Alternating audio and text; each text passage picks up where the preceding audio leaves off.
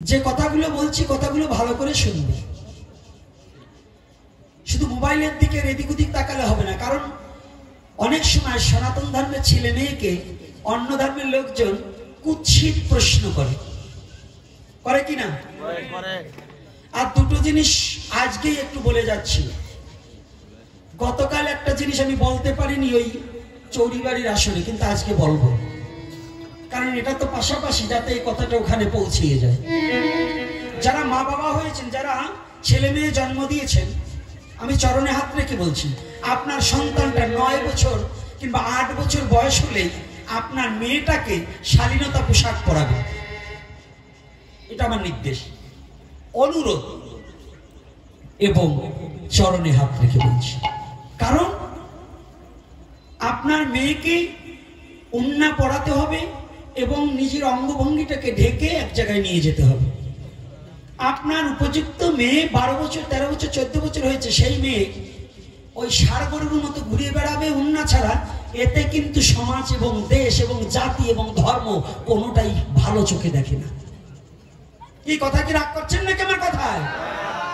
যথার্থ না মিথ্যা? আগে যদি ধর্ম ধর্ম করছেন, কীর্তন দেবেন, যদি নিজের চরিত্র পরিবর্তন না করতে পারেন, তাহলে ধর্ম করে লাভ কি?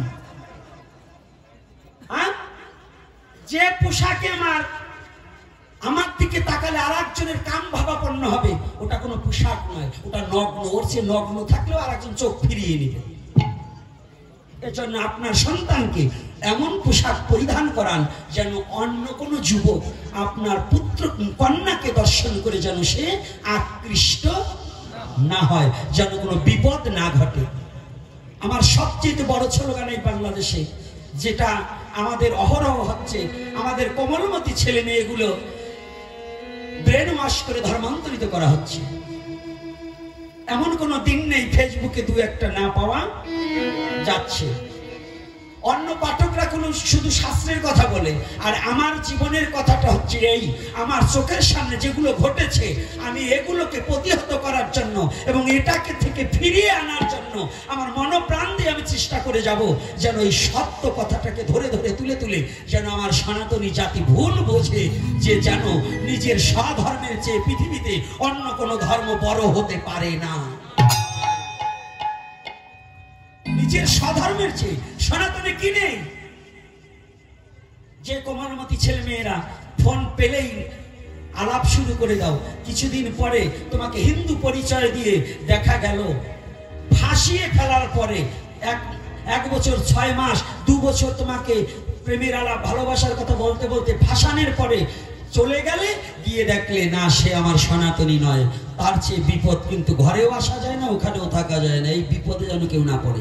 আর সনাতন ধর্মে নাই পৃথিবীর এমন কোনো কথা নাই, সনাতন ধর্মে নাই পৃথিবীর এমন কোনো তত্ত্ব নাই, সনাতন ধর্মে নাই পৃথিবীর এমন কোনো জ্ঞান নাই। পৃথিবীতে যখন কোনো ধর্মের উৎপত্তি হয় নাই, তখন বেদ জ্ঞান ছিল। পৃথিবীতে যখন কোনো শিক্ষার ব্যবস্থা চালু ছিল না, তখন সনাতন ধর্মে গুরুকুল ব্যবস্থা ছিল।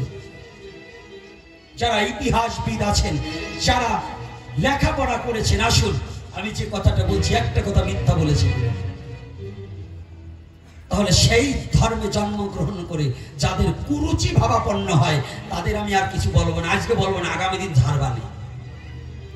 আজকে বলবো না, কারণ আমার মহাপ্রভু বলে দিয়েছে যে তুই আর কিছু করিস বা না করিস, নিজের স্বজাতি চিন্তার উপরে দুটো কথা বলবি। কি বলা যাবে না? এটা কি প্রয়োজন আছে কিনা? আমার এক বাবা, হয়তো তারাপদ মন্ডল মহাশয়, প্রশ্নদাতা। তো বাবা, আমি তো ডায়াবেটিক্সের রোগী, আরো জানি না, আমি মহামূর্খ, অত লেখাপড়া জানি না। আপনারা যে সুন্দর করে এত সুন্দরভাবে যে লিখে দিয়েছেন, আমার চোখেও একটু কম দেখি, পারি না। আবার দ্বিতীয়তে মূর্খ, তো এত উচ্চারণ আমি করতে পারি না। তার মধ্য দিয়েও যতটুকু পারছি, তিলক ব্যবহারের কথা, ত্রিলোক। আজকাল আমাদের জল তিলক ধারণ করে অনেকে, তবে জল তিলক কার জন্য, কখন প্রয়োজন? আপদ ধর্ম চিনেন তো? হ্যাঁ, কি আপদ ধর্ম চিনেন? যদি তিলক আমার নাই থাকে, আমার কিনতে যেতে হবে, কিন্তু এখন আহ্নিক সারতে হবে, তখন শুধু জল তিলক নয়, তখনও তুলসী বৃক্ষের নিচের মাটি দ্বারাও তিলক রচনা করা যায়। তুলসী না হোক, রাজপথের মাটি দ্বারাও তিলক রচনা করা যায়। কেন? রাজপথে ওই পথ দিয়ে কত সাধুগুরু বৈষ্ণব কৃপা করে হেঁটে যায়, যেন ওই ভক্তের চরণ ধুলি আমার ললাটে লাগালে পরে মহাপ্রভুর কৃপা যেন আমার প্রতি বর্ষিত হয়।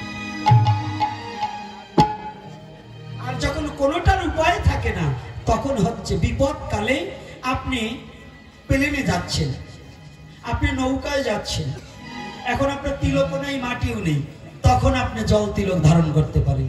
রাধে রাধে। তাছাড়া দীক্ষিত ব্যক্তির আহ্নিক করতে হলে, সন্ধ্যাহ্নিক করতে হলে তিলক ধারণ করা একান্ত বৈধ। আমাদের মধ্যে অনেক মতপথ বেরিয়েছে, তারা বলে তিলক খারাপ কথার সাথে তুলনা করে এবং তুলসী বৃক্ষ বাড়ি রাখে না। অনেকের গুরুদেব বলছে তুলসী বৃক্ষ রাখবি না, তুলসী গাছে জল দেওয়া যাবে না, ভোগে তুলসী দেওয়া যাবে না। যারা এই ধরনের কথা বলে এরা আদতেও কলির চেলা, এরা কোনো সৎ গুরু নয় এবং কোনো মত পথের সঠিক আচার্য নয়, ওরা আচার্য, ওরা আচার্য নয়, আচার্য। যদি হঠাৎ করে একটা জিনিস দেখেন, বলে কি একটা আশ্চর্য জিনিস দেখলাম, তো ওরা হচ্ছে আশ্চর্য। কিন্তু আচার্য কাকে? যার আচরণ বিধি ভালো করে, যিনি নিজের স্বধর্মকে রক্ষা করে নিজের জীবন বলি দেয়, এই বিশ্ব জগতে তিনি আচার্য হয়। আজকে এই তিলক রচনার কথা, এই তিলকের উপরে আরো ত্রিলোক, স্বর্গ, মর্ত, পাতাল। এই মানব দেহটাও তিনটা খণ্ডে খণ্ডিত, স্বর্গ, মর্ত, পাতাল। কোথায়? স্বর্গ। একটু যখন প্রশ্নটা করেছে, একটু কঠিন প্রশ্ন, এখান থেকে আজকে দেখছি কিছু ভক্ত প্রাণ লোক এসেছে, একটা তত্ত্ব কথা বলে যায়, একেবারে ছোট্ট একটা কথা বলে যায়। ছোট্ট না, এটার গভীরতা বেশি। স্বর্গ কোথায়? সুখ যেথায়। সুখ কোথায়? পিতৃসত্তা ধারণ করে যেথায়। মস্তকে যখন পিতৃসত্তা থাকে, নিম্নগতি যত সময় না হয়, তখন আনন্দ, শক্তি, শান্তি সব থাকে, সুখ থাকে। কি বাবা, থাকে কিনা? আর যখন মৈথুনে এই সত্তা যখন নিম্ন গতি হয়, তখন এই পাতালে যখন প্রবেশ করে, তখন আনন্দ, হ্যাঁ, কি সব শেষ না? কি বাবা, সব শেষ কিনা? তাহলে এখানে বলছি, এই ত্রিলোককে চিনতে হলে তিলক ধারণ করতে হয়। তিলক ধারণ করে কোথায়? দ্বাদশ জায়গায়। দ্বাদশ জায়গা কি? এই দেহটা বৃন্দাবন ধাম। তাহলে এই দেহটা যদি বৃন্দাবন হয়, এই বৃন্দাবনে পরমাত্মা রূপে কৃষ্ণ আছে সেটাই, আর দ্বাদশ রাখালের রূপে আমার গোবিন্দ সখাদের নিয়ে এই দেহ নিত্য বৃন্দাবন ধামে গোচরণ খেলা খেলায়।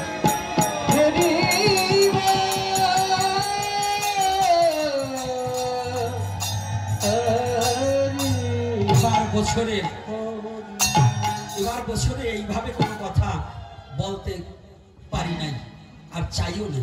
তবে আজকে যেন এই প্রশ্নটার উপরে আমার কেন যেন এই কথাটা বলার খুব ইচ্ছা জাগলেন। এই যে যে তত্ত্বটা, কথাটা ছোট, কিন্তু ভাবটা কি বাবা গভীর নয়? এই তত্ত্বটা কি সত্যিকারের ছোট্ট না বড়? বড় তো। তাহলে তিলক ধারণ করিলে দ্বাদশ গোপাল দ্বাদশ ফুটায় জাগ্রত যে হয়, তুলসীর মালায় ভক্তি দেবী ভক্তি পাওয়া যায়।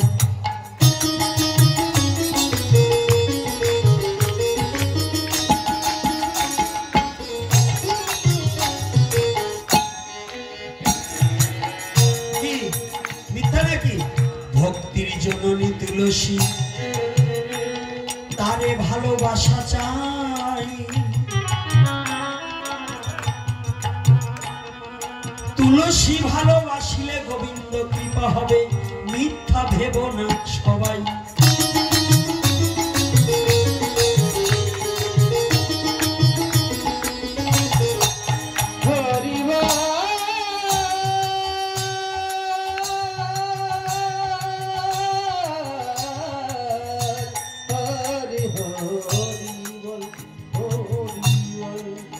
যে ভগবান আসেন, ভগবানের ডাকেন, কেমন করে ডাকছে?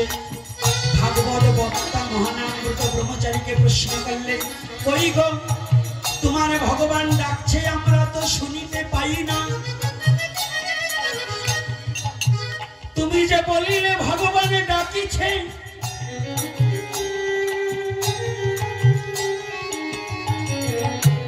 আমরা তো শুনিতে পাই না। প্রশ্ন করতে বলেন, আমরা শুনতে পাচ্ছি না, কই ভগবান ডাকছে? বলছে কান পেতে শোনো, ওই তো ভগবান ডাকছে। বলছে তোমার কথা শুনতে পাচ্ছি, আমি ভগবানের ডাক তো শুনতে পাচ্ছি না।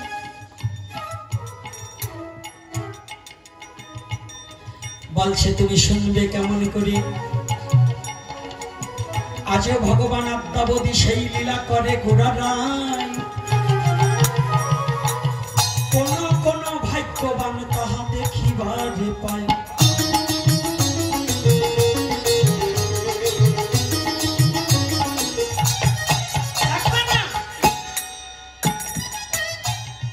সব কথা গ্রহণতে থাকে না। এই ভাগবতে লেখা হয় তারপর যুগে, আরো যদি বলি সত্য যুগে ছিল। শ্রীমদ ভগবত গীতা কিন্তু তারপর যুগের নয়। গীতার মধ্যে গীতা জ্ঞান ইহা পৃথিবীর সৃষ্টির আগে রয়।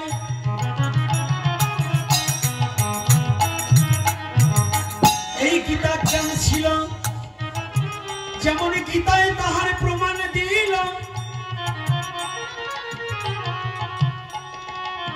ভগবান কৃষ্ণ বললেন, হে অর্জুন, আমি তোমাকে এই গুচ্ছ গীতা জ্ঞান বলিতেছি, তুমি শ্রবণ করো। এই জ্ঞানে পূর্বে আমি বলিয়াছিলাম সূর্যকে, সূর্য বলিয়াছিল সাপুত্র মনুকে, মনু বলিয়াছিলেন ইক্ষাকুকে, ইক্ষাকু বলিয়াছিলেন রাজঋষিগণকে। কালক্রমে সেই যোগ নষ্ট প্রায়, আমি আবার পুনর্বার তোমার মধ্যে প্রতিষ্ঠা করিতেছি। অর্জুন তখন জিজ্ঞাসা করে, কৃষ্ণ দয়াময়, তোমার আগে যদি সূর্যের জন্ম হয়, তুমি এই যোগ শিখালে কেমনে বলো হে আমায়? অর্জুন প্রশ্ন করছে, দাঁড়াও কৃষ্ণ, তোমার জন্ম আগে না সূর্যের জন্ম আগে? যদি তোমার আগে সূর্য জন্মগ্রহণ করে থাকে, তাহলে কি করে তুমি এই যোগ তত্ত্ব সূর্যকে শেখাবে? কি গীতায় আছে কিনা? ভগবান বললেন, অর্জুন তুমি ভুলে গেছো, তুমি তো জীব, আমি ঈশ্বর, এজন্য বহুবার জন্মে আছি। তুমি আর আমি, তুমি পার্থ ভুলে গেছো, জ্ঞাত আছি আমি। অর্জুন, আমি ঈশ্বর, আমার সব মনে আছে, ভূত ভবিষ্যৎ সব আমি জানি, আমি দেখি, আমি বুঝি। তুমি জীব, তুমি এক আঙুলের ওই পাশেও কিছু জানো না। রাধে রাধে। একটা টিনের বেড়া কতটুকু পাতলা, পাতলা না? তার ওই পাশে কি হচ্ছে আমরা দেখতে পারি। আর ভগবান না পারে এমন কোন জায়গা আছে যে না দেখে? কি দেখে কিনা? তাহলে এখানে কি বললেন? বহুবার জন্মে আছি তুমি আর আমি, তুমি পার্থ ভুলে গেছো, জ্ঞাত আছি আমি। মানে আমি জানি, আমার ওটা জানা আছে। তা বলছে কি, তাহলে গীতার মীমাংসায় কি পাওয়া যায়? সূর্যের জন্ম পৃথিবীর জন্মের আগে হয়। তাহলে সত্য যুগে গীতা জ্ঞান ছিল, সেই জ্ঞানকে যেমন একটা বস্তু ট্যাকেরাটে ছিল, একটা গুদামে ছিল, ওখান থেকে আর একজনের প্রয়োজন, তাকে একজন এনে অর্পণ করলো। এখন কি বস্তুটা কি এখানে এই খালিয়াতে কিংবা সেন্দিয়ার বস্তু না ট্যাকেরাটের বস্তু ছিল? খালিয়ায় বসে যারা দেখেছে, সেন্দিয়ায় বসে যারা দেখেছে, ওরা ভাববে কি এইখানের বস্তু। আর যে বইয়ে এনেছে সে জানে যে মাল এই জায়গার না অন্য জায়গায়। রাধে রাধে। কায়দা আছে সনাতন ধর্মে, কায়দা আছে না? সনাতন ধর্ম বুঝতে হলে কায়দা আছে বাবা, সাধনা করে বুঝতে হয়। এইবার কি করেছি? মহানামজি বললেন, তুমি শ্রবণ করবে কি করে? বলছে, কেন? আপনার কথা তো শুনতে পাচ্ছি, আপনি কেন? আমি কৃষ্ণ যে কথা বলছে, ভগবান ডাকছে, শুনতে পাবো না কেন? ও, ভগবানের কথা শুনতে চাও? জানো, তোমার কর্ণ দুখানা বধির হয়ে গেছে। আপনার কথা শুনতে পাচ্ছি আর আমার কর্ণ বধির হয়ে গেছে। আগো, হাই গো, কুকথা শ্রবণ করিতে করিতে সারা জীবন কোনদিন ভগবানের কথা কর্ণে শ্রবণ করনি। আজ তুমি কুকথা শ্রবণ করিতে করিতে তোমার কর্ণ দুখানা যে বধির হয়ে গেছে। আজ ভগবান বংশী ধ্বনি করছে, সেই ভগবানের বংশীর ধ্বনি তোমার কর্ণ কুহুরে যায় না।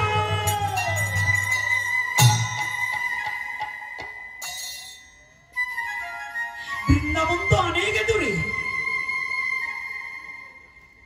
বৃন্দাবন তো অনেক দূরে। ওখানে বাঁশি বাজালে কি শোনা যায়? না না না, তুমি যা মনে করছো তা নয়।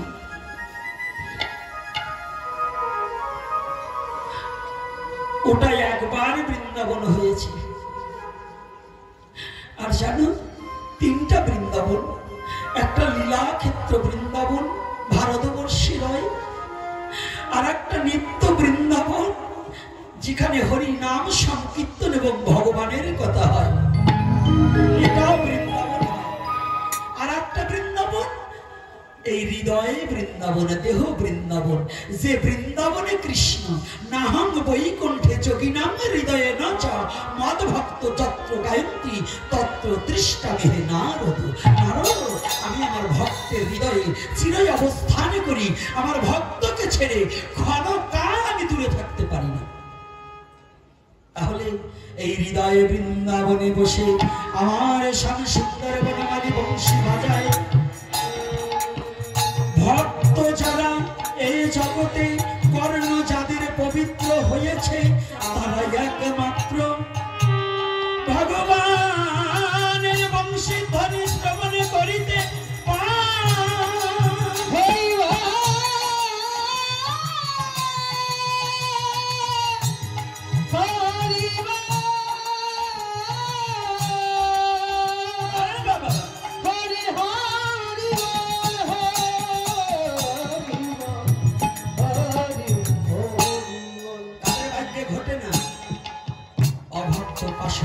যারা এই বাঁশি শোনে না তারা। আর এই বাঁশি শুনিতে হলে নো দাই সেলফ, নো দাই সেলফ। নিজেকে চেনো, নিজেকে জানো। নাকি এই বাঁশি শুনতে হলে কাকে চিনতে হবে? এই কাকে? নিজেকে। তোমাকে চিনলে ঈশ্বরকে তোমার চিনতে হবে না। তোমাকে তুমি চিনলে ঈশ্বর তোমাকে টেনে লইবে। রাধে রাধে। আগে তুমি কে, তাই এই আমি কে, এই তত্ত্বটা আলোচনা করবো আগামী দিন। তবে কমিটি নাকি আপনাদের কাছে কালেকশন করবে। তাই বাবারা কই, আপনারা বেরিয়ে পড়ুন। যারা কমিটির হাত শক্ত করার জন্য ভক্তরা কিছু দিয়ে দেবেন, আর যারা ভাগবতের দক্ষিণে দেবেন তারা আলাদা দেবেন। কিন্তু কমিটিকে কিছু দিতে হবে, কারণ যুব সমাজের যে আয়োজন, আমের আসনে কখনো কোনো আহার গ্রহণ করা যাবে না, ওখান থেকে বাইরে গিয়ে করতে হবে। নোংরামি সব জায়গায় চলবে না। সনাতন ধর্ম নিয়ে যে নোংরামি করবে তাকে ঘাড় ধাক্কা ধরে ওখান থেকে সরিয়ে দিতে হবে। কারণ সনাতন ধর্মের মতো পবিত্র পৃথিবীতে আর কিছু কোথাও পাবে না। তোমার একটা আচরণের জন্য, আমার একটা আচরণের জন্য আমার গোটা সনাতনী কখনো কলঙ্কিত হতে পারে না। পারে বাবা? তাহলে এই সনাতনকে ভালোবাসতে হলে পবিত্রতা রক্ষা করতে হবে। আর তোমরা ছোট মানুষ, আমি ছোটদেরকে খুব ভালোবাসি, কিন্তু যদি বাদরের মতো করো তাহলে বাদর কিভাবে সোজা করতে হয় আমি কিন্তু জানি। সাবধান।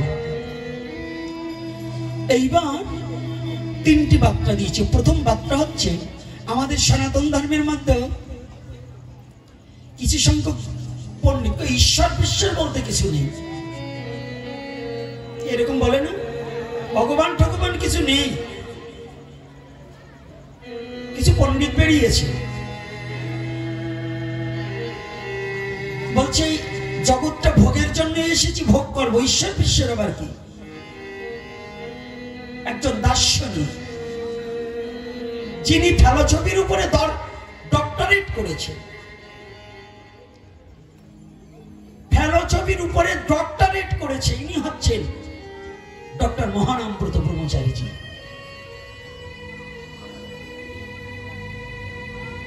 সে ব্যক্তি বললেন, তোমরা যারা বলছো ঈশ্বর নেই, হ্যাঁ ঈশ্বর আছে। প্রথম বার্তাটা, 3টি বার্তার প্রথম বার্তাটাই দিলেন ঈশ্বর আছেন। ঈশ্বর আছেন বুঝবো কি করে? যদি ঈশ্বর না থাকিত, যেমন যদি তাকে জিজ্ঞাসা করা হয় যে তাহলে তুমি ঈশ্বর না থাকলে তুমি কি করে আসলে, অনেকজন বলবে কেন এটা প্রাকৃতিক ভাবে আমার বাবা মায়ের মধ্য দিয়ে আমি এসেছি। আচ্ছা বাবা বলুন দেখি, আজকে একজন মাস্টার মশাই আসছি, জড়িয়ে ধরেছে, বাবা আমি একজন রিটায়ার্ড প্রাপ্ত শিক্ষক, আমার শারীরিক অবস্থাটা একটু অসুস্থতা, আপনি একটু আশীর্বাদ করবেন। তাহলে এই সেন্দিয়া এবং এই খালিয়াতে আমি জানি অনেক ডাক্তার, অনেক শিক্ষক আছে, আমার মতো এই গরুটাকে মানুষ করার মতো শিক্ষক অনেকজনই আছে। বাবা বেশি হয়ে যাচ্ছে,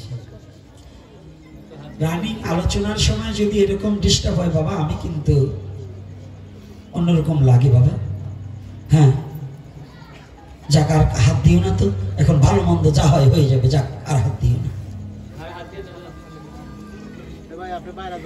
রানিং কথাটা তো, এই কথাটা জোগাড় করতে হলে অনেক সময় একটু মাথা খাটাতে হয়, সব কথা মুখস্থ নিয়ে এসে বলা যায় না।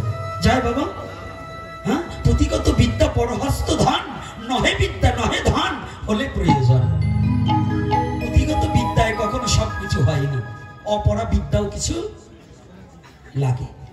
আজকে যে শিক্ষিত ভদ্রলোক আছেন, যারা আছে, আচ্ছা বলতে পারেন যারা সায়েন্স নিয়ে লেখাপড়া করেছেন, সত্যিকারে কি মা বাবার মধ্য দিয়ে কি আমার সৃষ্টি? একটা মার একটা বাবা হলেই কি একটা সন্তান জন্ম দিতে পারে? কি পারে বাবা? সম্ভব না। যদি বলেন যে হ্যাঁ সম্ভব, আসুন আমার সন্নিকটে, তাহলে তাকে দেখিয়ে দেবো এই খালিয়া, এই সেন্দিয়া অনেক মা বাবা আছে, আজকে 40 বছর চেষ্টা করেছে একটা বাচ্চা তার গর্ভে আসে, আছে না? এরকম ব্যক্তি আছে কিনা? তাহলে মা বাবার চেষ্টায় পৃথিবীতে একটা সন্তান আসে না। তাহলে কি, যেমন একটা ঝগড়া বাঁধলে 3টা পক্ষ হয়, একটা বাদী পক্ষ, একটা বিবাদী পক্ষ, আর একটা তৃতীয় পক্ষ। তৃতীয় পক্ষ না হলে দুটো পক্ষকে যেমন মিলানো যায় না, তদ্রূপ মার বাবা হলেই একটা সন্তানের মা বাবা হওয়া যায় না যদি ঈশ্বরের কৃপা কারো প্রতি বর্ষিত না হয়।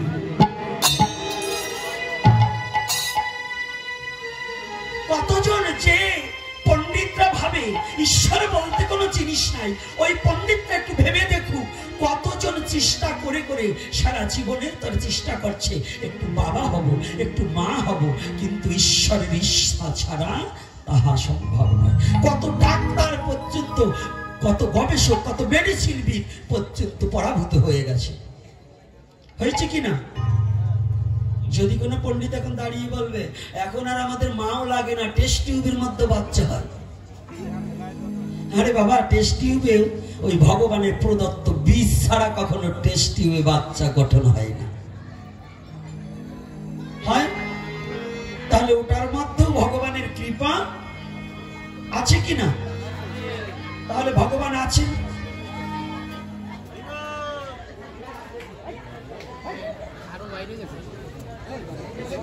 এই মালগুলো কারা নিয়ে আইছে, ওটা একটু ধরা যায় না?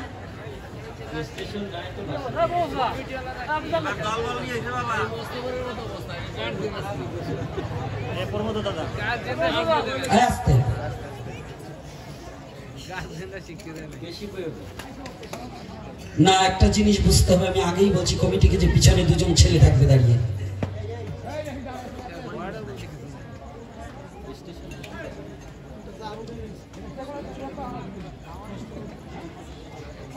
আস্তে রাধে। এইবার কারণ এত কথা যদি একেবারে কানের কাছে বলে তখন কিন্তু মাথা ঠিক থাকে না, এটা আপনারা বুঝবেন। তাহলে ভগবান আছেন, আছে কি নাই? কথা বলতে হবে, আছে কি নাই? অন্য পাঠকরা আপনাদের যা বলে আপনারা খালি বসে বসে শুনবেন, আর এই মুখ পোড়া হনুমানটা আসলে মাঝে মাঝে ভেস্কির সাথে সাথে আপনাদের মুখ লড়াতে হবে। তাহলে দ্বিতীয় বার্তা দিয়েছে ভগবান আসেন।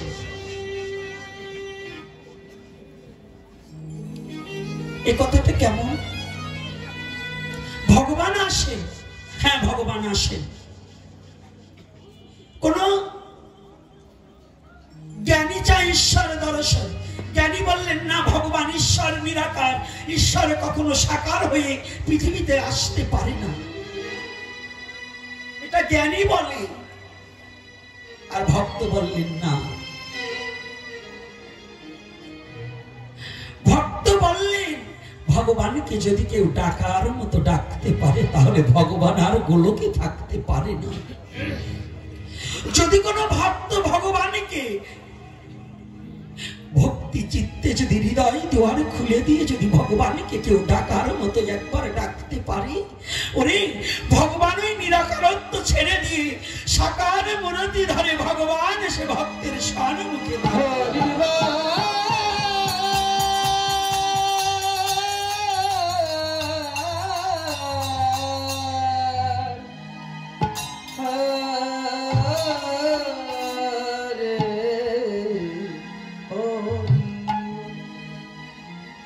জমিদার টাকার অহংকারে বিদ্যার গৌরবে ঈশ্বর ভজন করে না।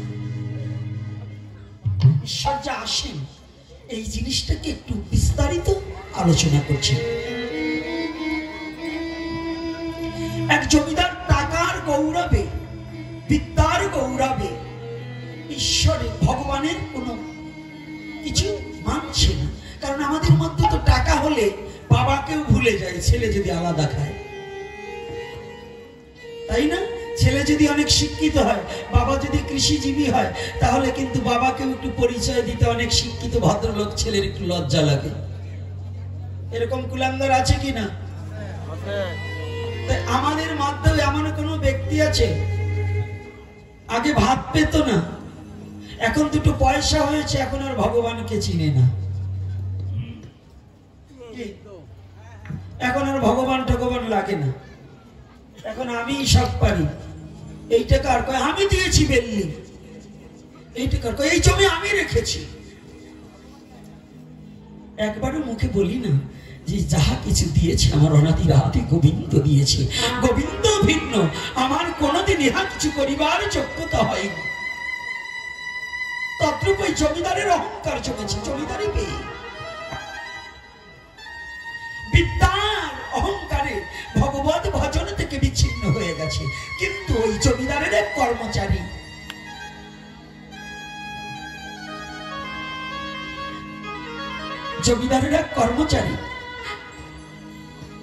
যখন তার কাছে চাকরিতে যখন জয়েন করবে তার আগে এসে বলছে, বাবু জমিদার বাবু আমি একটা কথা বলবো। বলছে কি? মাসের মধ্যে আমাকে সারাদিন ছুটি না দিলেও হবে, আমাকে 5 দিন 3 দিন ছুটি না দিলেও চলবে, তবে আমাকে প্রতিদিন 3 টাইম একটু ছুটি দিতে হবে, 10 মিনিট করে অন্তত। বলছে কেন? বলছে দেবেন কিনা তাহা বলুন, আমাকে মাত্র সকালে 10 মিনিট, দুপুরে 10 মিনিট, আর সন্ধ্যা আগত হলে 10 মিনিট। তো বাবু মনে করছে যাক ও 30 মিনিট চেয়েছে, সারা বছরে যদি ছুটি না কাটায়, যদি এই 30 মিনিট প্রতিদিন কাটায়, তাতে এমনিতে তো মানুষ বিশ্রাম নেয়। কিন্তু জমিদার বাবু বাড়িতে একটা গোবিন্দ মন্দির পর্যন্ত নেই, একটা গোবিন্দ মন্দির পর্যন্ত নেই। দেখবেন শুধু ওই জমিদার নয়, আমাদের সমাজেও 5 তলা বাড়ির মালিক আছে, কোটি টাকা ব্যাংক ব্যালেন্স আছে, অথচ আমার ভগবানকে রাখার মতো একটু জায়গা হয় না। ভগবানের একটা বিগ্রহ রাখার জায়গা হয় না। সনাতন ধর্মের মধ্যে আমি দেখেছি দোতলা ঘর দেখেছি, গেস্ট হাউস দেখেছি, অথচ ভগবানকে ওই মাচার খুঁটির নিচে ছোট্ট একটু জায়গার মধ্যে রেখেছি, তার জন্য আলাদা কোনো জায়গা হয় না। অথচ গেস্ট আসবে বিধায় তার জন্য কত সুন্দর করে ঘর করে রেখেছে, ল্যাপ তো সুখ বিছিয়ে দিয়েছে। আর আমার ভগবানের প্রতিচ্ছবিটা রাখার জন্য সে কারো ঘরে, অনেকের ঘরেই জায়গা হয় না। কি এরকম ব্যক্তি আছে না বাবা? আজকে ওই জমিদার বাবুর কর্মচারী প্রতিদিন সুপ্রভাতে উঠে ব্রহ্ম মুহূর্ত কালে স্নান করে বাড়ির পাশে একটা তুলসী গাছে দৌড়ে গিয়ে, জমিদার বাবু তো তুলসী গাছ ভালোবাসে না, পছন্দ করে না, উনি সকালবেলা স্নান করে তুলসীতে জল অর্পণ করে নিরিবিলি ওনাকে যে বিশ্রামের জায়গাটা দিয়েছে ওখানে ভগবানের একটা বিগ্রহ রেখে ওনার যে গুরুদেব যে নাম দিয়েছে ওই নাম জপ করছে। সকালে নাম জপ করে, দুপুরে নাম জপ করে, সন্ধ্যায় নাম জপ করে, আর ওই 10টা মিনিট যখন নাম জপ করে, নাম জপ করবার গিয়ে কি যেন কি মনে করে দুটি নয়নের জলে বক্ষ প্লাবিত করে ফেলছে। জমিদার বাবু ভাবলেন সারা ও তো আমার কাছ থেকে সময় চেয়ে নিল, এই সময়টাও করে কি, আমি একটু দেখি তো। হঠাৎ করে দেখতে পায় ও চোখ বন্ধ করে নয়নের জলে কাঁদছে, নয়ন জলে বক্ষ প্লাবিত করে ফেলছে। ও, আমি তো ওকে মারিনি, কোনোদিন বকা দেয়নি, তো কাঁদছে কেন? বুঝতে পারবে না তো যারা অভক্ত পাষণ্ড, যারা ভগবানকে কোনোদিন ভালোবাসেনি, তারা যেমন হরি নামের মধ্যে কতজন কাঁদে আর পাশ থেকে কতজন হাসে, হাসে না বাবা? কেউ কাঁদে আর কেউ হাসে। ও ভক্ত কাঁদছে কেন? ওই যে ব্যক্তি হাসছে না ও বুঝতে পারে না যে এই হরি নামের মধ্যে কত আনন্দ আছে, কত প্রেম আছে, কাউকে মারতে হয় না। হরি নামে এমনি ভক্তের নয়নের জলে বক্ষ প্লাবিত।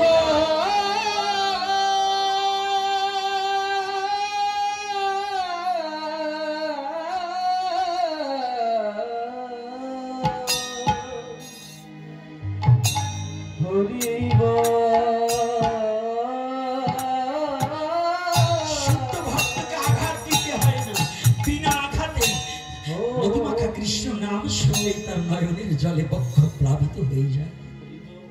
কেন গো? নামে যে কত মধু আছে, একমাত্র ভক্তে জানে। নামামৃত মধু আস্বাদন করে, নামামৃত সুধা আস্বাদন করে দেহমান জীবন যৌবন ওই নামের মাঝে যে জন ডুবিয়ে দিয়েছে, এটা তো আর লোকে জানবে না। অবিবাহিত কন্যাকে যদি বলা হয় মা একটা সন্তান প্রসবের কেমন বেদনা, সে যেমন সন্তান প্রসবের বেদনা জানে না, তদ্রূপ জগতে কোনোদিন যারা ভগবানকে ভালোবাসেনি তারা কোনোদিন এই কৃষ্ণ বলে কাদার মর্ম কোনোদিন কেউ জানে না। কৃষ্ণ নামে যে কত আনন্দ, এই হরি নামে যে কত বড় প্রেম, এটা একমাত্র হরি ভক্ত ছাড়া জগতের মাঝে বাকি যারা ভজন করেনি তারা কোনোদিন জানতে বুঝতে পারে না।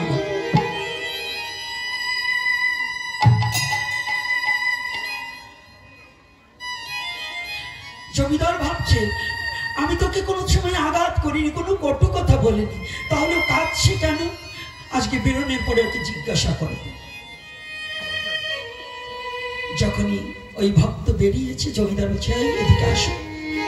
আচ্ছা তুমি কাঁদলে কেন? তোমাকে তো আমি কখনো আঘাত করিনি, কটু কথা বলিনি। বাবু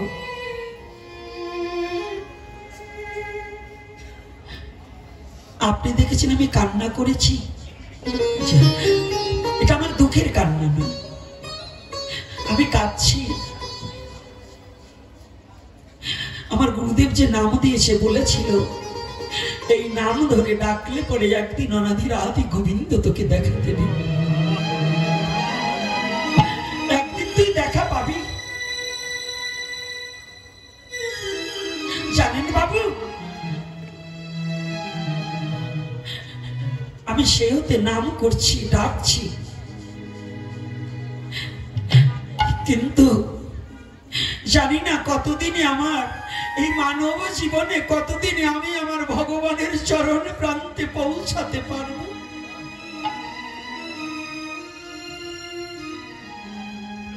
আমি কতদিনে পৌঁছাতে পারবো, আমার ভগবানের কাছে আমি কতদিনে যেতে পারবো আমি জানি না। তাই আমি কাঁদছি। আমি কাঁদি কেন? ভগবান কৃপা করে যেন একটিবার তার চরণ প্রান্তে আমাকে একটু স্থান দেয়।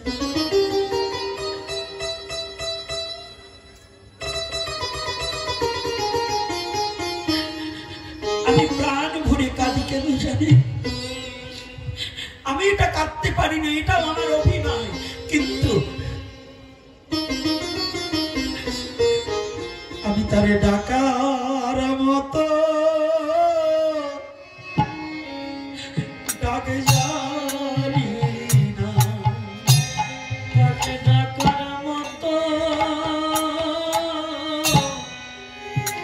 আমি ডাক জানি না, তারে ডাকার মতো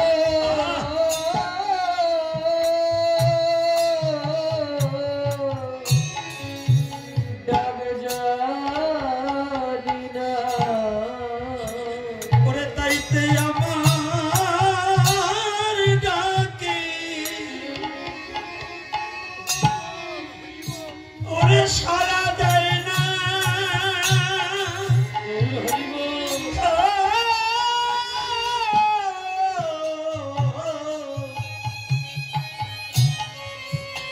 আমি তারে ডাকার মতো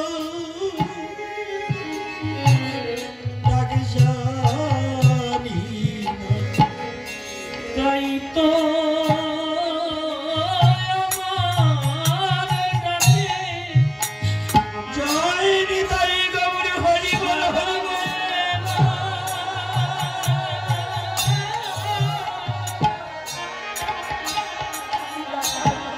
তুমি ডাকার মতো ডাক জানি না। তাই তো আমার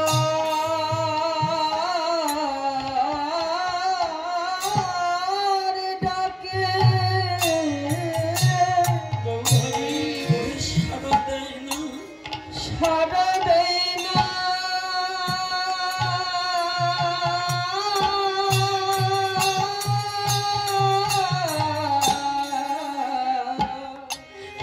আমি ডাকার মতো, আমি তারে ডাকার মতো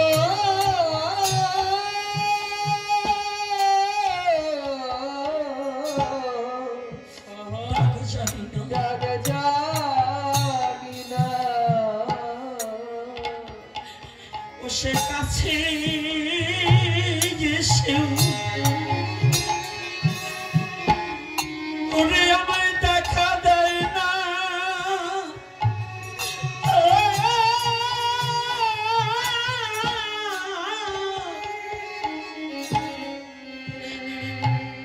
আমি তারে ডাকার মতো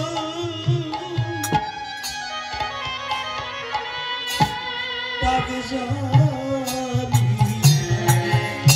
না। সে কাছে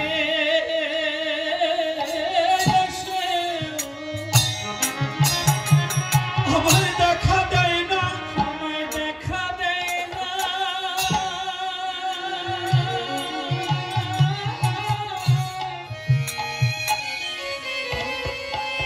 আমি তারে ডাকার মতো ডাক জানি না। ওরে ডাকলে কি আর ওরে ভগবান রইতে পারে, পারে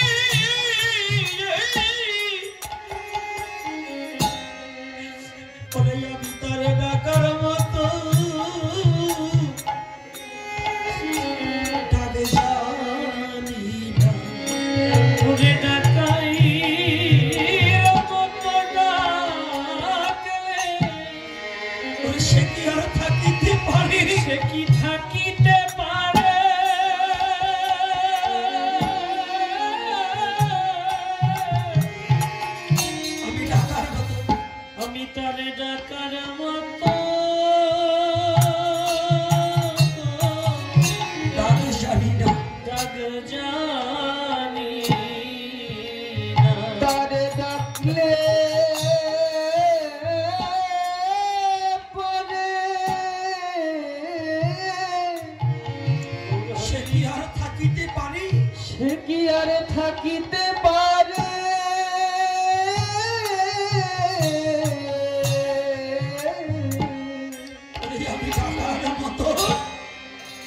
আমি তারে ডাকার মতো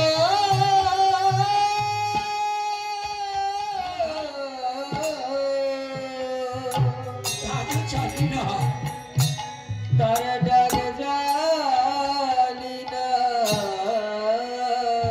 এই হয়েছে তোমাদের এই আবেগপূর্ণ কথাটাই। ঈশ্বর নিরাকার, সে কি কখনো গোলক ছেড়ে ভুলকে আসে? এসব বন্ধ করে দিয়ে কাজে মনে লাগাও। জমিদার বাবু, হ্যাঁ, ডাকলে ঈশ্বর আসে। কোনো মতেই জমিদারকে মানানো যাচ্ছে না। মানবে কেন? তার্কিক লোক তো, তারা তর্কটাই করে যাবে, তারা ঈশ্বর তত্ত্ব উপলব্ধি করতে চায় না। কি চায় বলুন? শয়তান কখনো ভালো দিকে যেতে চাবে না। যেতে চায়? কি কথার উত্তর দেবেন? যেতে চায়? বলছি আরে আমি ওটা মানি না।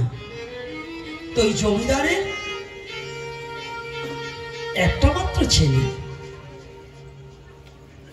জমিদার একটু অল্প বয়সে জমিদার, তো একটা মাত্র পুত্র হয়েছে। পুত্রটা কেবল হামাগুড়ি দেওয়া শিখেছে। এদিকে ভাদ্র মাস এসে গেছে, কিন্তু ওই ভক্তের ওই কথাটা মনে রয়েছে। জমিদার বলছে ঈশ্বর আসতে পারে না, ঈশ্বর আসে না গোলকছে। তো ওই ভক্ত তো মনে রেখেছে। ভক্ত এইবার ওই জমিদারের স্ত্রীর কাছে গিয়ে বলছে, দেখবেন যত বড় চাকরিজীবী, বড় বাবু যারা, বড় শিক্ষিত যারা, সব জায়গা জোর খাটাতে পারলেও বউয়ের কাছে কিন্তু নরম। কি বউয়ের কাছে নরম না? সাহেব যারা, আপনারা যদি অতি কৌশলে কোনো কাজ করাতে চান, সাহেবকে বাদ দিয়ে সাহেবের বউয়ের সাথে যোগাযোগ করবেন, দেখবেন বউতে বললেই হরিবল 100% 100 হয়ে যাবে। নাকি 100% ঠিক না? নাই, উনি বুঝবে না। তাই এইবার যখনই জমিদার গিয়ে বল, জমিদারের ওই যে পুত্র হামাগুড়ি দেওয়া শিখেছে, জমিদারের স্ত্রীর কাছে গিয়ে ভক্ত গিয়ে বলছে, মা বাবুকে একটু বলুন, ভাদ্র মাস নৌকায় করে ঘুরতে কত চমৎকার আনন্দ লাগে জানো মা? জলের উপর দিয়ে নৌকা চলবে, তখন যদি আমরা একটু ঘুরতে যাই কত আনন্দ হবে। বলছি ঠিক বলেছিস, আমি বাবুকে বলবো। জমিদারকে বলছে চলো আমরা কিন্তু ঘুরতে যাব, আমরা ঘুরতে যাব। যখনই বলছি আমরা ঘুরতে যাব, এদিকে ওই ভক্ত একজন আর্টিস্ট শিল্পীর কাছে, মানে একজন মৃৎশিল্পীর কাছে জমিদারের পুত্রটাকে কোলে নিয়ে গিয়ে বলছে, দেখো এই পুত্রের মতো হুবাহু, এক দেখতে, একই রকম চেহারা, কোন রকমে যেন পরিবর্তন না হয়, এরকম একটা পুত্রকে তৈরি করে দেবে মাটি দ্বারা। যখন মাটি দ্বারা ওই পুত্র তৈরি করে নিয়ে এসে গোপন রেখেছে, ঠিক ভাদ্র মাসে জলে ভরা মাঠ, জমিদার, জমিদারের স্ত্রী, পুত্র সহ যখন নৌকায় উঠেছে এবং এই ভক্ত সহ, এইবার ঘুরতে গেলে নানাবিধ কথা হয়, তো কথা হচ্ছে, কিন্তু এই ভক্তের মনে যে চালাকি আছে আজকে প্রমাণ করে দেবে যে ভগবান নিরাকার, ভগবান ও সাকার হয়ে পৃথিবীতে আসে। এই জমিদারের ওই পুত্রটাকে তৎকালীন সময় ছয়ে নৌকা ছিল না, ওই টাবুইরে নৌকা বলে, বা বাবা। তো ওই টাবুইরে নৌকার আবার এক পাশে একটা ছালা দিয়ে, বস্তা দিয়ে একটা পর্দা বানিয়ে দিত না। তো ওই জমিদারের অরিজিনাল ছেলেটাকে নিয়ে এসেছে। মাঝিকে বলছে তুমি রেখে দাও, ওরা তো দুজনে একেবারে ভালো কথায় মত্ত আছে, তুমি এই ছেলেটাকে একটু রেখে দাও। এইবার ওই যে মৃৎশিল্পী দ্বারা যে পুত্রটাকে তৈরি করেছে, আস্তে আস্তে ওটাকে ঠেলতে ঠেলতে জমিদারের কাছে নিয়ে রেখেছে। তো যখন একসময় মধুর কথায় মত্ত হয়ে গেছে, ওই ভক্ত আস্তে একটু ধাক্কা দিয়ে ওই ওনার পুত্রের মতো দেখতে তো ওই পুতুলটাকে ফেলে দিয়েছে জলের মধ্যে। যখনই জলের মধ্যে ফেলে দিয়েছে, জলের মধ্যে ছেলে পড়ার সাথে সাথে জমিদার বাবু চিৎকার করে উঠেছে, ওরে আমার খোকাজি জলের মধ্যে পড়ে গিয়েছে। একই লাভ দিয়ে জমিদার বাবু লাভ দিয়ে খোকাকে ধরতে যাচ্ছে। যখন লাভ দিতে গিয়েছে অমনি টেনে ধরেছি। আপনি নামছেন কেন? আমরা তো আছি। বলছি কেন? তোমরা আমাকে নামতে দাও, আমার ছেলে জলের মধ্যে পড়ে যাচ্ছে, তোমরা বলছো আমরা যাব? আমাকে নামতে দাও, আমার দেরি করো না, আমার ছেলেকে আর ফিরে পাবো না। আমরা এতগুলো কর্মচারী থাকতে আমি তো আছি, আপনি নামবেন কেন? আরে তুমি পুত্রের যন্ত্রণা কে বুঝবে? পুত্রের কথাটা তো আমি বুঝি, এজন্য আমার পুত্র শোক আছে, আমার পুত্রটাকে আমার ধরে আনতে হবে। বলছে জমিদার বাবু একটু দাঁড়ান। কি? এই নেন আপনার পুত্র। অরিজিনাল পুত্রটাকে কোলে দিয়ে বলছে, বাবু আপনারা একদিন বলেছিলেন ঈশ্বর নাকি ভুলকে আসে না। হ্যাঁ আসে না, আমি বলেছিলাম।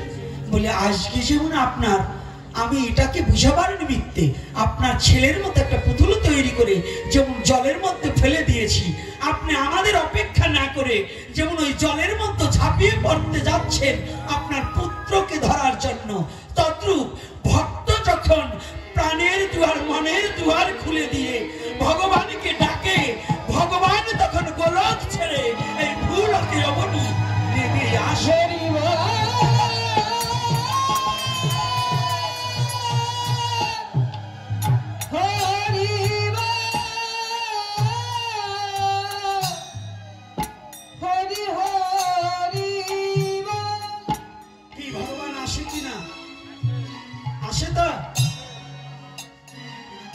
নিরাকারত্ব ছেড়ে সাকারত্ব ধারণ করে তার ভক্তকে ধরবার জন্য, তার ভক্তকে রক্ষা করার জন্য, তার ভক্তকে সংসার রূপ সাগর হইতে ত্রাণ করিবার নিমিত্তে, তার ভক্তের সাথে সে মিলিবার নিমিত্তে, তার ভক্তকে ভালোবাসিবার নিমিত্তে ভগবান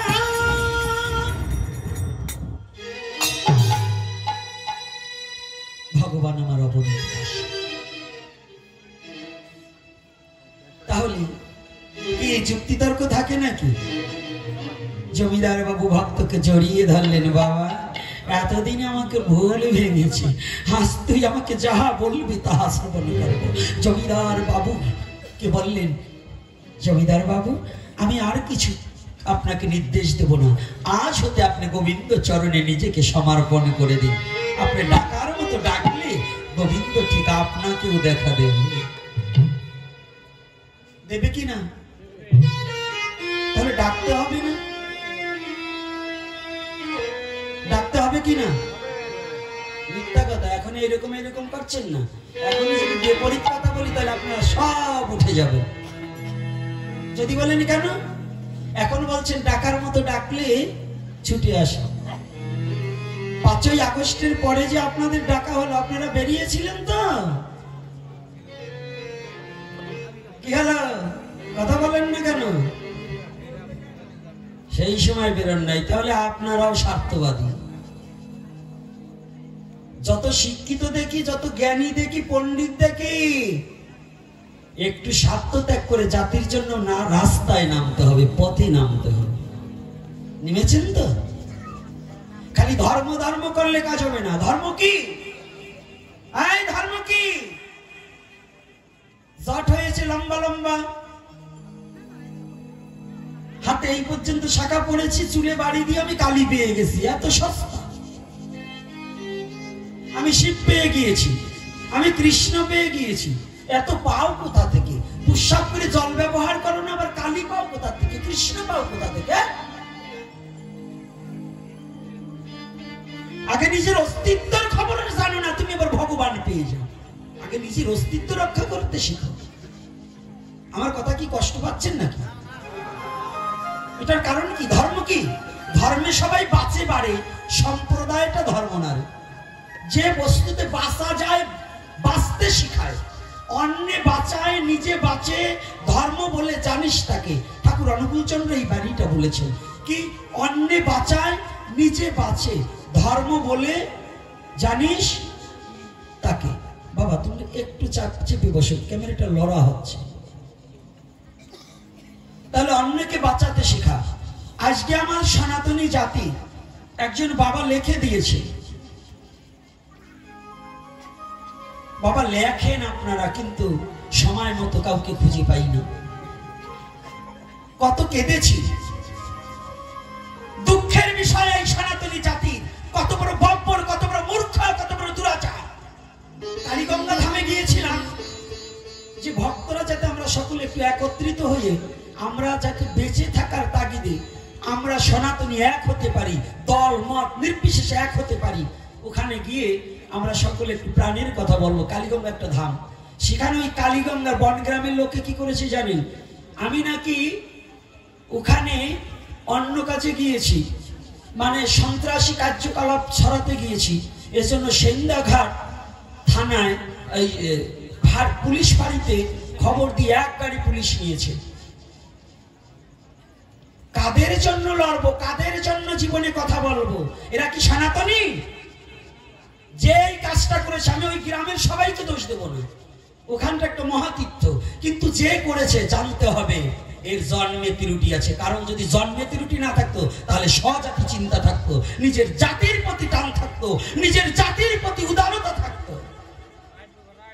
আর জাতিকে নিঃস্ব করার জন্য এরা নিজের জাতিকে বিপদে ফেলার জন্য আজকে কর্তা যে প্রশাসনকে ডাকছে না, এই প্রশাসন দাঁড়িয়ে দাঁড়িয়ে রয়েছে, হিন্দু বাড়িতে আগুন দিয়েছে, এই প্রশাসন তার একটা বিচার করেনি। জেনে রাখবা, এই বাংলায় যদি এখনো তুমি সচেতন না হও, তোমার চোখের সামনে তোমার মেয়েকে ধর্ষণ করবে, প্রশাসন দাঁড়িয়ে থাকবে, কোনো বিচার পাবে না যদি তুমি নিজে হাতে লাঠি নিয়ে দাঁড়িয়ে এই দুঃশাসনকে যদি দমাতে না পারো। অন্যায় ভাবে যদি কেউ আমাকে নষ্ট করতে চায় তাহলে তাকে প্রতিহত করো, তার বিরুদ্ধে রুখে দাঁড়াও, এটাও একটা ধর্ম। যদি তা না হতো শ্রীমদ্ ভগবত গীতার মধ্যে কোনো যুদ্ধ হতো না। কৃষ্ণ কৃষ্ণ বলে লাফান, গলায় কতটি তুলসীর মালা দিয়ে, কপালে এক গোছা তিলক দিয়ে খালি কৃষ্ণ বলে লাফালাফি করেন। আরে কৃষ্ণ কি বলেছে সেটা একটু শুনুন। খালি লাফালে কাজ হবে না, লাফানিটা বন্ধ করে নিজের স্বজাতি চিন্তাটাকে একটু হৃদয়ে ধারণ করুন। আপনার অস্তিত্ব যদি রক্ষা না করে, কৃষ্ণ বলে খাবার কপালে জুটবে না। ওই যে ময়দার ধোকা, কাশ্মীরি ছানার রসা, ও কপাল থেকে মুছে যাবে না যদি নিজের স্বজাতি না থাকে। রাগ করছেন নাকি? বলুন শিক্ষিত বাবারা যারা আছেন, কথা কি এক না দুই? সঠিক। আজকে আমরা তো লাফালাফি করছি, মুলাবাসুরের মতো লাফালাফি করছি, কিন্তু এটা না একটু জ্ঞান বিবেকের মধ্য দিয়ে একটু ভেবে দেখুন কোথায় আমরা ছুটে চলেছি, কোথায় আছি। এই পর্যন্ত কবে পেয়েছেন সনাতনীদের বিচার? পেয়েছেন? এত দুর্যোগ গেল, সনাতনীদের এত কিছু হয়েছে, কোনোদিন কোনো বিচার পেয়েছেন? এখনো পাবেন না। এই অন্তর্বর্তী সরকারও আপনাকে বিচার দেবে না, দেয়নি, দেবে না। রসুনের পিছনটা সব কুয়া আলাদা আলাদা হতে পারে, কিন্তু গুড়া কয়টা? পণ্ডিত মশাই, গুড়া কয়টা? পণ্ডিতরা এখন কথা বলবে না, কয়েক আমরা তো রসুন খাই না। খাও না, বাজারে তো দেখো। একটা কথা জেনে রাখবে, বাংলাদেশে কেউ সবার কণ্ঠরোধ করা যাবে, আমাকে ভয় দেখিয়ে কোনো আমার কণ্ঠরোধ করতে পারবে না। আমি মৃত্যুর জন্য প্রস্তুত হয়েছি, তবু আমার এই সনাতনী জাতির যদি অন্যায় কোথাও হয় তার প্রতিবাদ আমার মুখে হবে, হবে, হবে।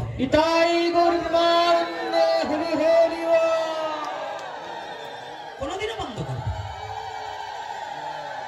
ন্যায্য বিচার যতদিন না পাবে, যতদিন সত্য প্রতিষ্ঠা না হবে, ততদিন পর্যন্ত এই লড়াই আমার চলে যাবে। এটা আমি বুক ফুলিয়ে বলে যাই, এখানে না সারা বাংলাদেশ আমি বলেছি। পেয়েছে? তাই এজন্য বলছি লাঠির দ্বারা কারো সাথে লড়ব না, আমাদের সন্ত্রাসী কার্যকলাপ নয়। আমাদের একটাই সনাতন ধর্ম, সন্ত্রাসী কার্যকলাপ শিক্ষা দেয় না। সনাতন ধর্ম প্রেমের ধর্ম, দয়ার ধর্ম, করুণার ধর্ম, ভালোবাসার ধর্ম। ভালোবাসা দিয়ে আমরা জগৎকে জয় করতে চাই।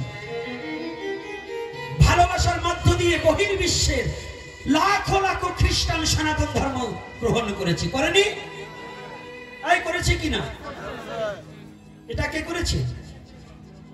ভক্তি সিদ্ধান্ত সরস্বতী ঠাকুর মহাশয়ের কৃপায় অভয়চরণা ভক্তি বেদান্ত প্রভুপাদ 60 বছরের বৃদ্ধ হয়েও হরি নামের মধ্য দিয়ে বিশ্বকে জয় করে দিয়েছে।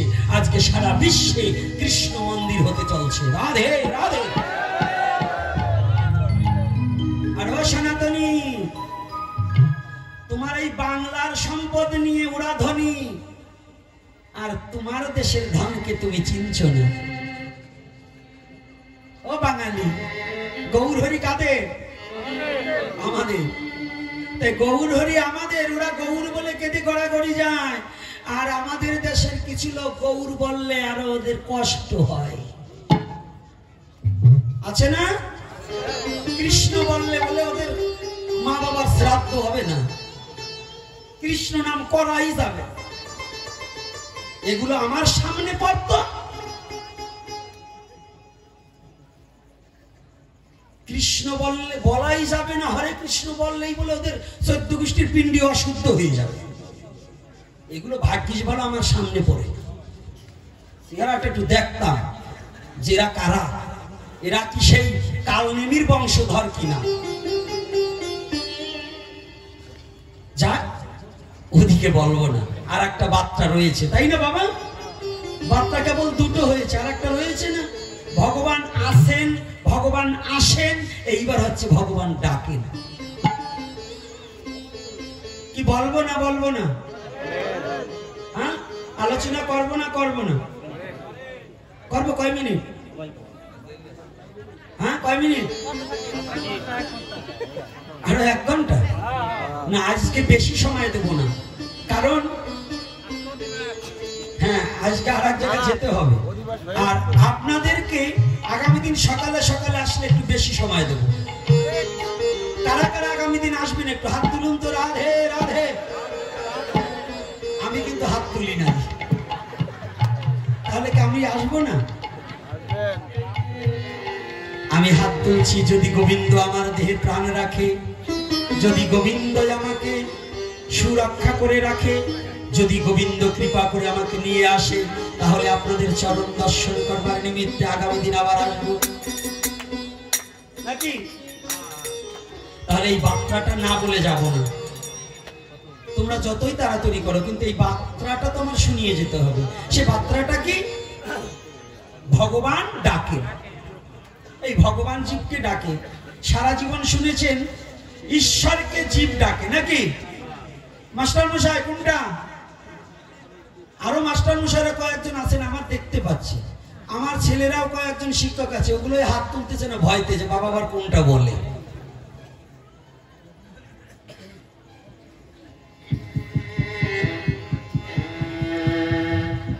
তাহলে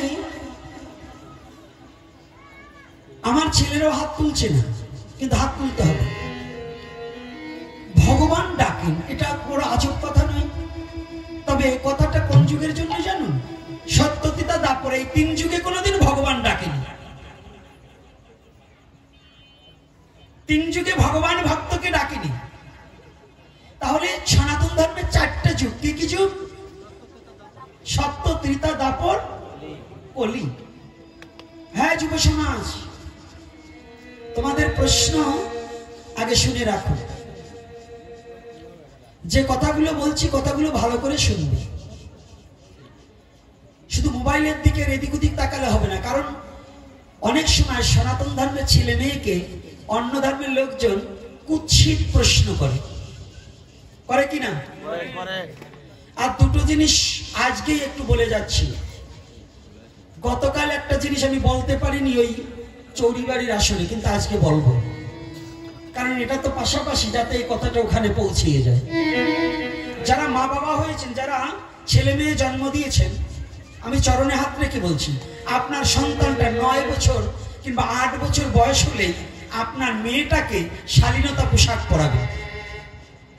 এটা আমার নির্দেশ, অনুরোধ এবং চরণে হাত রেখে বলছি। কারণ আপনার মেয়েকে ওন্না পড়াতে হবে এবং নিজের অঙ্গভঙ্গিটাকে ঢেকে এক জায়গায় নিয়ে যেতে হবে। আপনার উপযুক্ত মেয়ে 12 বছর 13 বছর 14 বছর হয়েছে, সেই মেয়ে ওই ষাঁড়গরুর মতো ঘুরে বেড়াবে ওন্না ছাড়া, এতে কিন্তু সমাজ এবং দেশ এবং জাতি এবং ধর্ম কোনোটাই ভালো চোখে দেখে না। এই কথা কি রাগ করছেন নাকি আমার কথায়? যথার্থ না মিথ্যা? আগে যদি ধর্ম ধর্ম করছেন, কীর্তন দেবেন, যদি নিজের চরিত্র পরিবর্তন না করতে পারেন তাহলে ধর্ম করে লাভ কি? যে পোশাকে আমার দিকে তাকালে আর একজনের কাম ভাবাপন্ন হবে, ওটা কোনো পোশাক নয়, ওটা নগ্ন। ওর চেয়ে নগ্ন থাকলেও আর একজন চোখ ফিরিয়ে নেবে। এজন্য আপনার সন্তানকে এমন পোশাক পরিধান করান যেন অন্য কোনো যুবক আপনার পুত্র কন্যাকে দর্শন করে যেন সে আকৃষ্ট না হয়, যেন কোনো বিপদ না ঘটে। আমার সবচেয়ে বড় স্লোগান এই বাংলাদেশে, যেটা আমাদের অহরহ হচ্ছে, আমাদের কোমলমতি ছেলে মেয়েগুলো ব্রেন ওয়াশ করে ধর্মান্তরিত করা হচ্ছে। এমন কোনো দিন নেই ফেসবুকে 2-1টা না পাওয়া যাচ্ছে। অন্য পাঠকরা কোনো শুধু শাস্ত্রের কথা বলে, আর আমার জীবনের কথাটা হচ্ছে এই, আমার চোখের সামনে যেগুলো ঘটেছে আমি এগুলোকে প্রতিহত করার জন্য এবং এটাকে থেকে ফিরিয়ে আনার জন্য আমার মনোপ্রাণ দিয়ে আমি চেষ্টা করে যাব, যেন এই সত্য কথাটাকে ধরে ধরে তুলে তুলে যেন আমার সনাতনী জাতি ভুল বোঝে যে যেন নিজের স্বধর্মের চেয়ে পৃথিবীতে অন্য কোনো ধর্ম বড় হতে পারে না। নিজের স্বধর্মের চেয়ে সনাতনে কি নেই? যে কোমলমতি ছেলে মেয়েরা ফোন পেলেই আলাপ শুরু করে দাও, কিছুদিন পরে তোমাকে হিন্দু পরিচয় দিয়ে দেখা গেল ফাঁসিয়ে ফেলার পরে 1 বছর 6 মাস 2 বছর তোমাকে প্রেমের আলাপ ভালোবাসার কথা বলতে বলতে ফাঁসানোর পরে চলে গেলে গিয়ে দেখলে না, সে আমার সনাতনী নয়। তার চেয়ে বিপদ কিন্তু ঘরেও আসা যায় না, ওখানেও থাকা যায় না। এই বিপদে যেন কেউ না পড়ে। আর সনাতন ধর্মে নাই পৃথিবীর এমন কোনো কথা নাই, সনাতন ধর্মে নাই পৃথিবীর এমন কোনো তত্ত্ব নাই, সনাতন ধর্মে নাই পৃথিবীর এমন কোনো জ্ঞান নাই। পৃথিবীতে যখন কোনো ধর্মের উৎপত্তি হয় নাই তখন বেদজ্ঞান ছিল। পৃথিবীতে যখন কোনো শিক্ষার ব্যবস্থা চালু ছিল না তখন সনাতন ধর্মে গুরুকুল ব্যবস্থা ছিল। যারা ইতিহাসবিদ আছেন, যারা লেখাপড়া করেছেন, আসুন আমি যে কথাটা বলছি একটা কথা মিথ্যা বলেছি, তাহলে সেই ধর্মে জন্মগ্রহণ করে যাদের কুরুচি ভাবাপন্ন হয় তাদের আমি আর কিছু বলবো না। আজকে বলবো না, আগামী দিন ঝাড়বানে, আজকে বলবো না। কারণ আমার মহাপ্রভু বলে দিয়েছে যে তুই আর কিছু করিস বা না করিস, নিজের স্বজাতি চিন্তার উপরে দুটো কথা বলবি। কি বলা যাবে না? এটা কি প্রয়োজন আছে কিনা? আমার এক বাবা হয়তো তারাপদ মন্ডল মহাশয় প্রশ্নদাতা, তো বাবা আমি তো ডায়াবেটিক্সের রোগী আরো জানি না, আমি মহামূর্খ, অত লেখাপড়া জানি না। আপনারা যে সুন্দর করে এত সুন্দরভাবে যে লিখে দিয়েছেন, আমার চোখেও একটু কম দেখি, পারি না। আবার দ্বিতীয়তে মূর্খ তো, এত উচ্চারণ আমি করতে পারি না। তার মধ্য দিয়েও যতটুকু পারছি তিলক ব্যবহারের কথা, ত্রিলোক। আজকাল আমাদের জল তিলক ধারণ করে অনেকে, তবে জল তিলক কার জন্য, কখন প্রয়োজন? আপদ ধর্ম চিনেন তো? হ্যাঁ, কি আপদ ধর্ম চিনেন? যদি তিলক আমার নাই থাকে, আমার কিনতে যেতে হবে, কিন্তু এখন আহ্নিক সারতে হবে, তখন শুধু জল তিলক নয়, তখনও তুলসী বৃক্ষের নিচের মাটি দ্বারাও তিলক রচনা করা যায়। তুলসী না হোক, রাজপথের মাটি দ্বারাও তিলক রচনা করা যায়। কেন রাজপথে? ওই পথ দিয়ে কত সাধুগুরু বৈষ্ণব কৃপা করে হেঁটে যায়, যেন ওই ভক্তের চরণ ধুলি আমার ললাটে লাগালে পরে মহাপ্রভুর কৃপা যেন আমার প্রতি বর্ষিত হয়। আর যখন কোনোটার উপায় থাকে না, তখন হচ্ছে বিপদ কালে আপনি প্লেনে যাচ্ছেন, আপনি নৌকায় যাচ্ছেন, এখন আপনার তিলকও নেই, মাটিও নেই, তখন আপনি জল তিলক ধারণ করতে পারেন, রাধে রাধে। তাছাড়া দীক্ষিত ব্যক্তির আহ্নিক করতে হলে, সন্ধানিক করতে হলে তিলক ধারণ করা একান্ত বৈধ।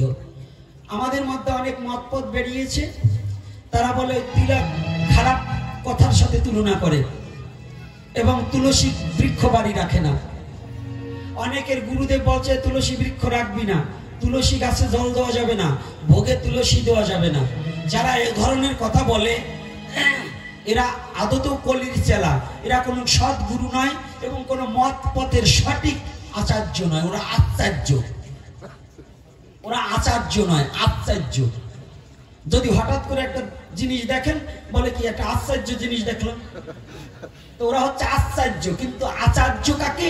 যার আচরণ বিধি ভালো করে, যিনি নিজের স্বধর্মকে রক্ষা করে, নিজের জীবন বলি দেয়, এই বিশ্ব জগতে তিনি আচার্য হয়। আজকে এই তিলক রচনার কথা, এই তিলকের উপরে আরো ত্রিলোক, স্বর্গমত্ত পাতাল, এই মানব দেহটাও তিনটা খণ্ডে খণ্ডিত, স্বর্গ মত্ত পাতাল। কোথায় স্বর্গ?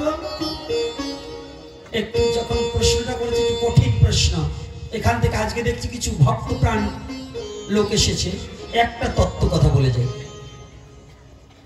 একেবারে ছোট্ট একটা কথা বলে যায়, ছোট্ট না, এটা গভীরতা বেশি। স্বর্গ কোথায়? সুখ যেটায়। সুখ কোথায়? পিতৃসত্তা ধারণ করে যেটায়। মস্তকে যখন পিতৃসত্তা থাকে, নিম্নগতি যত সময় না হয়, তখন আনন্দ, শক্তি, শান্তি সব থাকে, সুখ থাকে।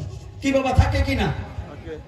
আর যখন মৈথুনে এই সত্তা যখন নির্মদ গতি হয়, তখন এই পাতালে যখন প্রবেশ করে, তখন আনন্দ, হ্যাঁ কি সব শেষ না?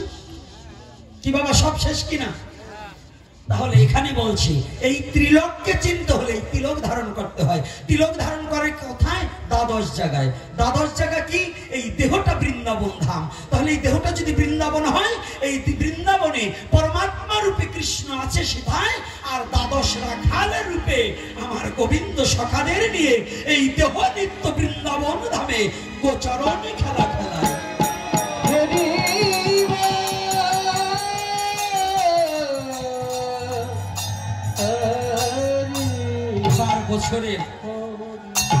এবার বছরে এইভাবে কোনো কথা বলতে পারি নাই, আর চাইও না। তবে আজকে যেন এই প্রশ্নটার উপরে আমার কেন যেন এই কথাটা বলার খুব ইচ্ছা জাগলেন। এই যে যে তত্ত্বটা, কথাটা ছোট কিন্তু ভাবটা কি বাবা গভীর নয়? এই তত্ত্বটা কি সত্যিকারের ছোট্ট না বড়? বড় তো। তাহলে তিলক ধারণ করিলে দ্বাদশ গোপাল দ্বাদশ ফুটায় জাগ্রত যে হয়, তুলসীর মালায় ভক্তি দেবী ভক্তি পাওয়া যায়।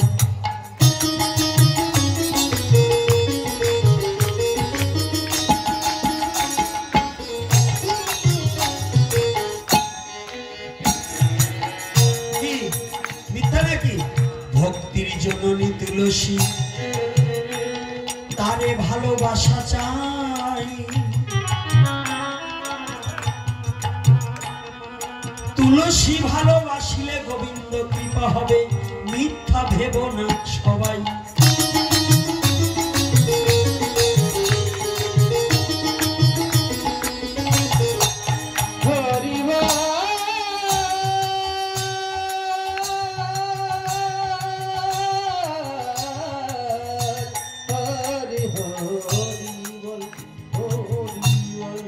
আজকে ভগবান আসেন, ভগবানের ডাকেন, কেমন করে ডাকছে? ভাগবত বক্তা মহানামৃত ব্রহ্মচারীকে প্রশ্ন করলেন, কই গো তোমার ভগবান ডাকছে, আমরা তো শুনিতে পাই না। তুমি যে বলিলে ভগবানে ডাকিছে,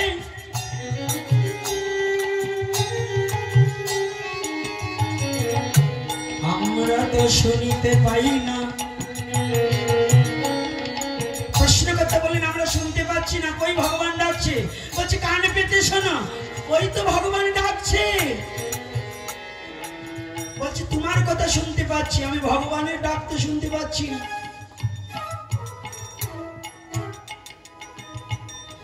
বলছে তুমি শুনবে কেমন করে? আজও ভগবান আদ্যাবধি সেই লীলা করে গোড়ারায়। কোন কোন ভাগ্যবান তাহা দেখিবারে পায়।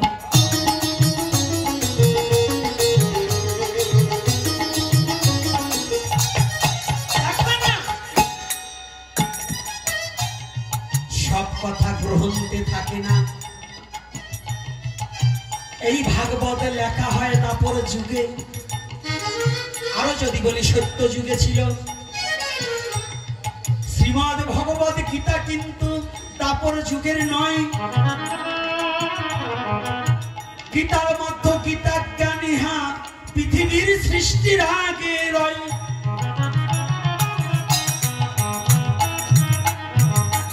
এই গীতা জ্ঞান ছিল, যেমন গীতায় তাহার প্রমাণ দিল। ভগবান কৃষ্ণ বললেন, হে অর্জুন, আমি তোমাকে এই গুচ্ছ গীতা জ্ঞান বলিতেছি, তুমি শ্রবণ করো। এই জ্ঞানে পূর্বে আমি বলিয়াছিলাম সূর্যকে, সূর্য বলিয়াছিল সাপুত্র মনুকে, মনু বলিয়াছিলেন ইক্ষাকুকে, ইক্ষাকু বলিয়াছিলেন রাজঋষিগণকে। কালক্রমে সেই যোগ নষ্ট প্রায় আমি আবার পুনর্বার তোমার মধ্যে প্রতিষ্ঠা করিতেছি। অর্জুন তখন জিজ্ঞাসা করে, কৃষ্ণ দয়াময়, তোমার আগে যদি সূর্যের জন্ম হয়, তুমি এই যোগ শিখালে কেমনে বলো হে আমায়? অর্জুন প্রশ্ন করছে, দাঁড়াও কৃষ্ণ, তোমার জন্ম আগে না সূর্যের জন্ম আগে? যদি তোমার আগে সূর্য জন্মগ্রহণ করে থাকে, তাহলে কি করে তুমি এই যোগ তত্ত্ব সূর্যকে শেখাবে? কি গীতায় আছে কিনা? ভগবান বললেন, অর্জুন তুমি ভুলে গেছো, তুমি তো জীব, আমি ঈশ্বর, এজন্য বহুবার জন্মে আছি। তুমি আর আমি, তুমি পার্থ ভুলে গেছো, জ্ঞাত আছি আমি। অর্জুন, আমি ঈশ্বর, আমার সব মনে আছে, ভূত ভবিষ্যৎ সব আমি জানি, আমি দেখি, আমি বুঝি। তুমি জীব, তুমি এক আঙুলের ওই পাশেও কিছু জানো না। রাধে রাধে। একটা টিনের বেড়া কতটুকু পাতলা, পাতলা না? তার ওই পাশে কি হচ্ছে আমরা দেখতে পারি। আর ভগবান না পারে এমন কোন জায়গা আছে যে না দেখে? কি দেখে কিনা? তাহলে এখানে কি বললেন? বহুবার জন্মে আছি তুমি আর আমি, তুমি পার্থ ভুলে গেছো, জ্ঞাত আছি আমি। মানে আমি জানি, আমার ওটা জানা আছে। তা বলছে কি, তাহলে গীতার মীমাংসায় কি পাওয়া যায়? সূর্যের জন্ম পৃথিবীর জন্মের আগে হয়। তাহলে সত্য যুগে গীতা জ্ঞান ছিল, সেই জ্ঞানকে যেমন একটা বস্তু ট্যাকেরাটে ছিল, একটা গুদামে ছিল, ওখান থেকে আর একজনের প্রয়োজন, তাকে একজন এনে অর্পণ করলো। এখন কি বস্তুটা কি এখানে এই খালিয়াতে কিংবা সেন্দিয়ার বস্তু না ট্যাকেরাটের বস্তু ছিল? খালিয়ায় বসে যারা দেখেছে, এই সেন্দিয়ায় বসে যারা দেখেছে, ওরা ভাববে কি এইখানের বস্তু। আর যে বইয়ে এনেছে সে জানে যে মাল এই জায়গার না অন্য জায়গায়। রাধে রাধে। কায়দা আছে সনাতন ধর্মে, কায়দা আছে না? সনাতন ধর্ম বুঝতে হলে কায়দা আছে বাবা, সাধনা করে বুঝতে হয়। এইবার কি করেছি? মহানামজি বললেন, তুমি শ্রবণ করবে কি করে? বলছি কেন? আপনার কথা তো শুনতে পাচ্ছি, আপনি কেন? আমি কৃষ্ণ যে কথা ভগবান ডাকছে, শুনতে পাবো না কেন? ও ভগবানের কথা শুনতে চাও? জানো তোমার কর্ণ দুখানা বধির হয়ে গেছে।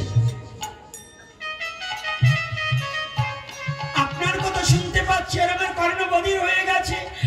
আগো হাই গো, কুকথা শ্রবণ করিতে করিতে সারা জীবন কোনোদিন ভগবানের কথা কর্ণে শ্রবণ করনি। আজ তুমি কুকথা শ্রবণ করিতে করিতে তোমার কর্ণ দুখানা যে বধির হয়ে গেছে। আজ ভগবান বংশী ধ্বনি করছে, সেই ভগবানের বংশীর ধ্বনি তোমার কর্ণ কুহুরে যায় না।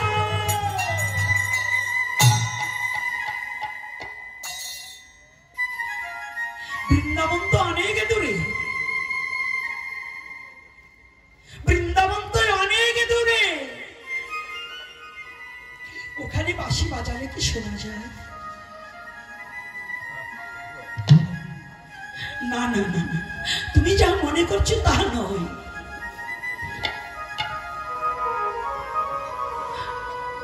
ওটা একবার বৃন্দাবন হয়েছে। আর জানো, তিনটা বৃন্দাবন। একটা লীলা ক্ষেত্র বৃন্দাবন, ভারতবর্ষে নয়। আর একটা নিত্য বৃন্দাবন, যেখানে হরি নাম সংকীর্তন এবং ভগবানের কথা হয়, এটাও বৃন্দাবন। আর একটা বৃন্দাবন এই হৃদয়ে বৃন্দাবন, দেহ বৃন্দাবন। যে বৃন্দাবনে কৃষ্ণ নাহং বৈকুণ্ঠে যোগিনাং হৃদয়ে ন চ মদ ভক্ত যত্র গায়ন্তি তত্র তৃষ্টা মেহে নারদ। নারদ, আমি আমার ভক্তের হৃদয়ে চিরই অবস্থান করি। আমার ভক্তকে ছেড়ে ক্ষণকাল আমি দূরে থাকতে পারি না। তাহলে এই হৃদয়ে বৃন্দাবনে বসে আমার স্বামী সুন্দর বনমালী বংশী বাজায়। ভক্ত যারা এই জগতে কর্ণ যাদের পবিত্র হয়েছে, তারা একমাত্র ভগবানের বংশী ধ্বনি শ্রবণ করিতে